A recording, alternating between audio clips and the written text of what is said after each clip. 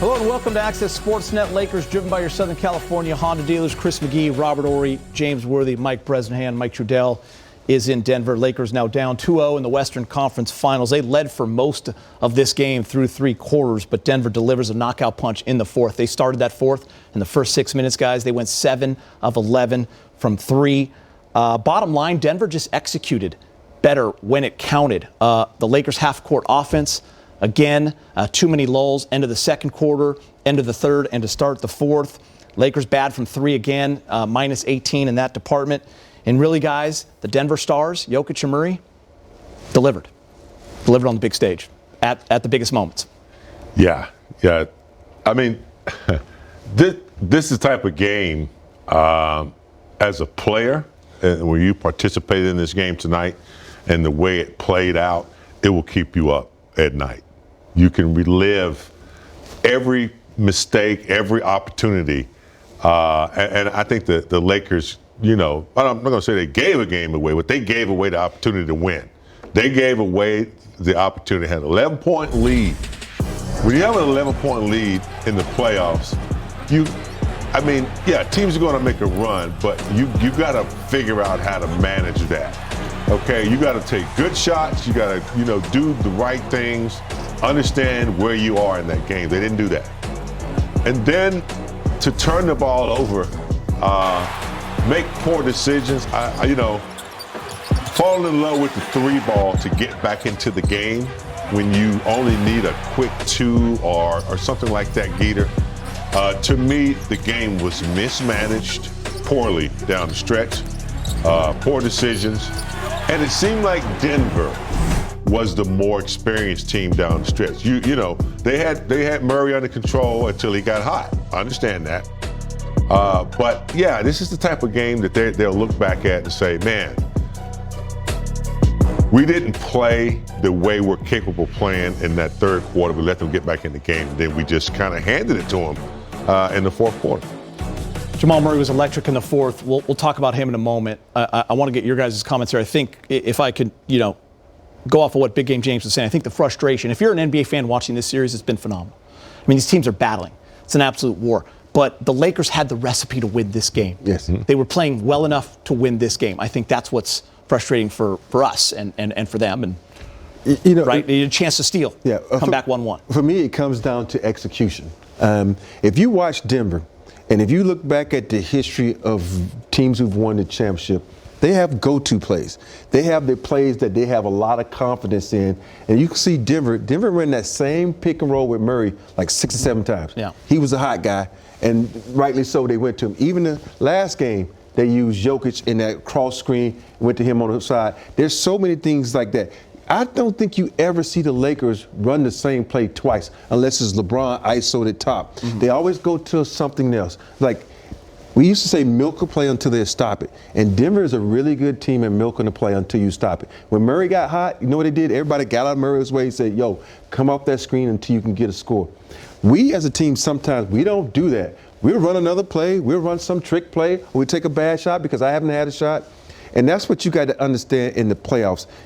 I say it all the time. The shots that LeBron took at the top, that's a good shot during the regular season. But during the playoffs, that's a poor shot. I know it's LeBron James, and everybody said he has a right. But no, you should be smart enough to know you got to take great shots, especially on the road. You come down, you pass the ball, you move. Especially when you've been going downhill, getting to the rack, getting free throws.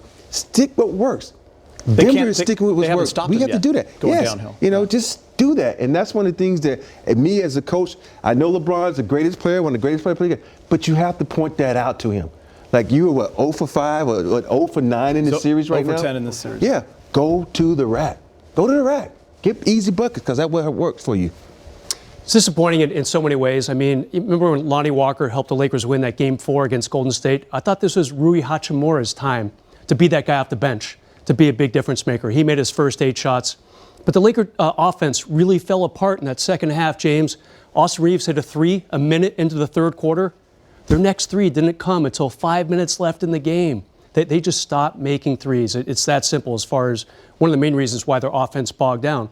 A couple weird plays, too. LeBron kind of fumbling that reverse dunk out of bounds. And then the AD The tap in when the official said it was above the cylinder. back some home. weird plays.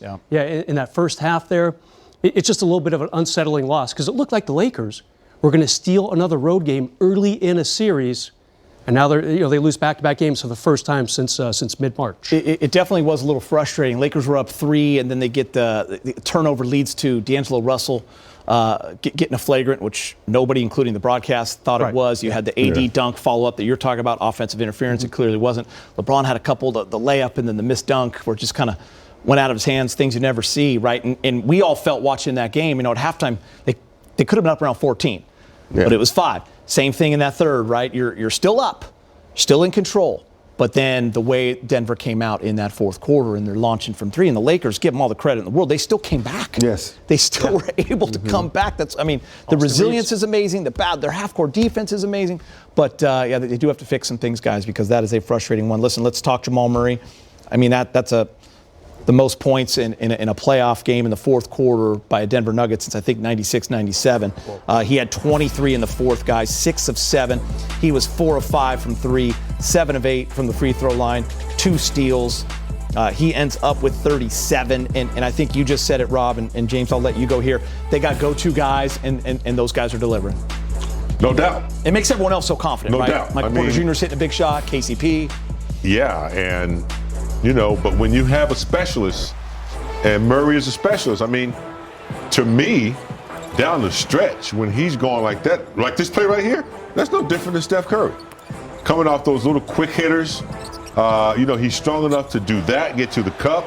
And when a player gets going like this, when you're a specialist like he is, your defense can still be pretty good, and he's hot.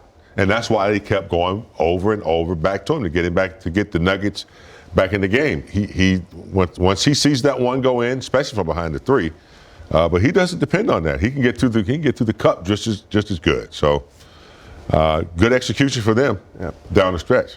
For me, I'm a true believer in this day and age when you got a guy that's hot. He shot about 5 or 6 shots straight, right? Yep. That means nobody has else touched the rock. Blitz him, get the ball out of his hand, and then the guy who's guarding him, face guard him, like he was doing Steph Curry. He's no different. We think of the Splash Brothers as elite three-point shooters. This guy's elite three-point shooter also. And that's one of the things defense as a time. You need to call a timeout. I know you got very few timeouts, but right now we need to talk about what we need to do defensively. Murray's coming off. Get it out of his hand. Make that other guy rotate to Jokic. Now make someone else. I know Brown hit a couple of shots, and then Porter hit a shot. But you know who wasn't hitting shots? The slam dunk champion. Aaron Gordon. He wasn't making shots. So leave him. You got to pick out someone when someone's that hot. But, we can sit here, we can watch it, and we can analyze it because we, and the TV, we're not the coaches, but you got to pay attention to moments like that. When the hot guy, get it out of his hand, just like he was doing Steph.